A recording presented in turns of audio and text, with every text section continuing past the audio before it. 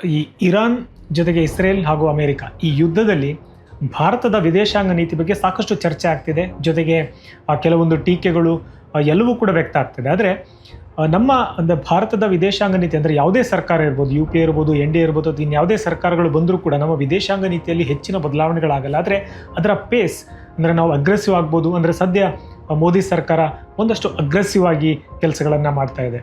So ಇಲ್ಲಿ ಈಗ ಪ್ರಶ್ನೆ ಇರತಕ್ಕಂಥದ್ದು, ಮೋದಿ ಸರ್ಕಾರ ಅಂದರೆ ಕಳೆದ 10 ವರ್ಷಗಳಲ್ಲಿ ಮೋದಿ ಸರ್ಕಾರ ಈ ಕೆಲವು ಪಂಚತಂತ್ರದ ಕಥೆಗಳಲ್ಲಿರ್ತಕ್ಕಂಥ ಸಾರಾಂಶವನ್ನು ಅನುಸರಿಸ್ತಾ ಇದೆಯಾ ಅನ್ನುವಂಥದ್ದು ಒಂದು.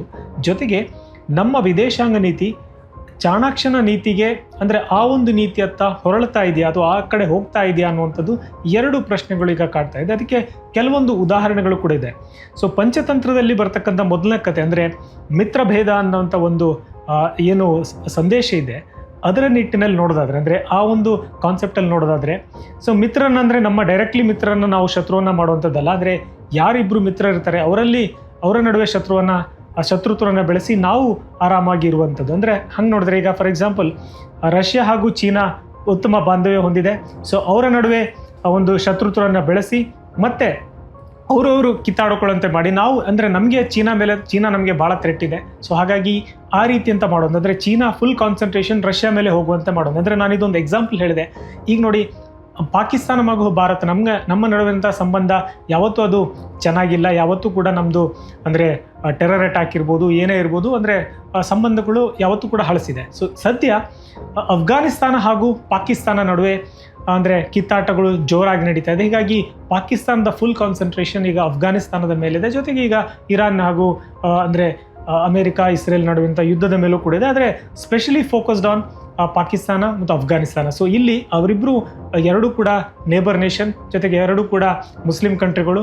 ಭಾರತದ ಮೇಲೆ ಪಾಕಿಸ್ತಾನದ ಕಣ್ಣಿತ್ತು, ಆದರೆ ಈಗ ಸದ್ಯ ಪಾಕಿಸ್ತಾನದ ಕಣ್ಣು ಅಫ್ಘಾನಿಸ್ತಾನದ ಮೇಲಿದೆ. ಸೊ ಇದು ಪಂಚತಂತ್ರದ ಮೊದಲನ ಕತೆಗೆ ಅಂದರೆ ಹೊಂದಿಕೊಳ್ಳುವಂತಿದೆ. ಜೊತೆಗೆ ಈಗ ನಾವು ನೋಡಿರ್ತಕ್ಕಂಥದ್ದು ಚಾಣಾಕ್ಷನ ನೀತಿ. ನಾವೇನು ಹೇಳ್ತೀವಿ, ನಾವು ಯಾವತ್ತೂ ಕೂಡ ಭಾರತ ಸಮಾಧಾನದ ಪಕ್ಷದಲ್ಲಿರ್ತೀವಿ, ಶಾಂತಿಯ ಮಾತುಕತೆಯನ್ನು ಹೇಳ್ತೇವೆ. ಅಂದರೆ ಶಾಂತಿಯ ಮಾತುಕತೆ ಮೂಲಕ ಸಮಸ್ಯೆಯನ್ನು ಬಗೆಹರಿಸಬೇಕು ಅಂತ ನಾವು ಹೇಳ್ತೀವಿ. ಆದರೆ ಯಾವತ್ತೂ ಕೂಡ ಯಾವ ದೇಶ ಕೂಡ ಶಾಂತಿ ಮಾತುಕತೆಯನ್ನು ಕಂಪ್ಲೀಟ್ ಆಗಿ ಅದೇ ಒಂದು ಪಥದಲ್ಲಿ ಹೋಗೋದಿಲ್ಲ.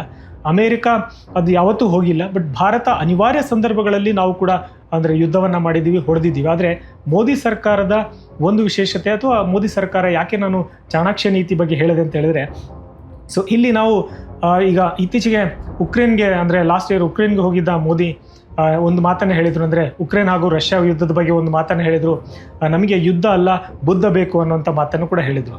ಸೊ ಅದಾದಮೇಲೆ ಮೋದಿ ಸರ್ಕಾರ ಅಂದರೆ ಮೋದಿ ಭಾರತಕ್ಕೆ ಬಂದಂಥ ಕೆಲವೇ 3 ರಿಂದ 4 ತಿಂಗಳೊಳಗಡೆ ಆಪರೇಷನ್ ಸಿಂಧೂರನ್ನು ಮಾಡಿ ಪಾಕಿಸ್ತಾನದ ಮೇಲೆ ಒಂದು ಯುದ್ಧವನ್ನು ಅಂದರೆ ಕಂಪ್ಲೀಟಾಗಿ ಡೆಸ್ಟ್ರಾಯ್ ಮಾಡುವಂಥ ಒಂದು ಪ್ರಯತ್ನವನ್ನು ಮಾಡಿತ್ತು. ಸೊ ಅಲ್ಲಿ ನಮಗೆ ಬುದ್ಧ ಇರಲಿಲ್ಲ. ಯಾಕೆಂದರೆ ನಮ್ಮ ನೀತಿ ನಮಗೆ ಯಾರು ಬಂದರೂ ನುಗ್ಗಿ ಹೊಡೆದ್ರು ನಾವು ಖಂಡಿತವಾಗ್ಲೂ ನುಗ್ಗಿ ಹೊಡಿತೀವಿ ಅನ್ನೋಂಥದ್ದು. ಸೊ ಈ ರೀತಿ ನೋಡಿದ್ರೆ ಖಂಡಿತವಾಗ್ಲೂ ಚಾಣಾಕ್ಷ ನೀತಿಯ ಕೆಲವೊಂದು ತಂತ್ರಗಳನ್ನು ಮೋದಿ ಸರ್ಕಾರ ಅನುಸರಿಸ್ತಾ ಇದೆ ಅನ್ನೋಂಥದ್ದು. ಯಾಕಂದರೆ ನಾವು ಕಂಪ್ಲೀಟಾಗಿ ಶಾಂತಿ ಅಲ್ಲ, ನಮಗೆ ಬೇಕು ಅಂದರೆ ನಾವು ಅಗ್ರೆಸಿವ್ ಆಗಿದ್ದರೆ ಖಂಡಿತವಾಗ್ಲೂ ನಾವು ನಮ್ಮ ನೆಲಕ್ಕೆ ಬಂದರೆ ಹೊಡಿತೀವಿ ಅನ್ನೋಂಥ ಆ ಒಂದು ತತ್ವದಲ್ಲಿರ್ತೀವಿ. ಹಾಗಾದರೆ ಬೇರೆ ಯುದ್ಧಗಳಾಗಬೇಕಾದ್ರೆ ನಾವು ಹೇಳ್ತೀವಿ ನೀವು ಶಾಂತಿಯನ್ನು ಮಾತುಕತೆಯನ್ನು ಮಾಡಿ ಅನ್ನೋಂಥದ್ದು. ಸೊ ಇದು ಭಾರತ ಸರ್ಕಾರ ಕಳೆದ 10 ವರ್ಷಗಳಲ್ಲಿ ಅಥವಾ 11 ವರ್ಷಗಳಲ್ಲಿ ಅಗ್ರೆಸಿವ್ ಆಗಿ ವಿದೇಶಾಂಗ ನೀತಿಯನ್ನು ಭಾರತೀಯರ ಇಂಟ್ರೆಸ್ಟ್ ಜೊತೆಗೆ ಭಾರತದ ಇಂಟ್ರೆಸ್ಟ್ಗೆ ಅನುಗುಣವಾಗಿ ತೆಗೆದುಕೊಳ್ಳುವಂಥ ನಿರ್ಧಾರಗಳಾಗಿದೆ. ಸೊ ಈ ನಿಟ್ಟಿನಲ್ಲಿ ನೋಡಿದ್ರೆ ಖಂಡಿತವಾಗಲೂ ಮೋದಿ ಸರ್ಕಾರದ ಕೆಲವೊಂದು ನೀತಿಗಳು ಪಂಚತಂತ್ರದ ಸಂದೇಶಗಳೇನಿದೆಯೋ ಅದರ ನಿಟ್ಟಿನಲ್ಲಿ ಜೊತೆಗೆ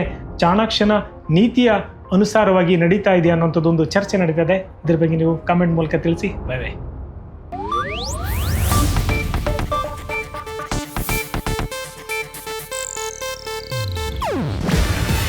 ಇದು ಏಷ್ಯಾನೆಟ್ ನ್ಯೂಸ್ ನೆಟ್ವರ್ಕ್ ಪ್ರಸ್ತುತಿ. ನೀವು ನೋಡ್ತಿದ್ದೀರಾ ಏಷ್ಯಾನೆಟ್ ಸುವರ್ಣ ನ್ಯೂಸ್.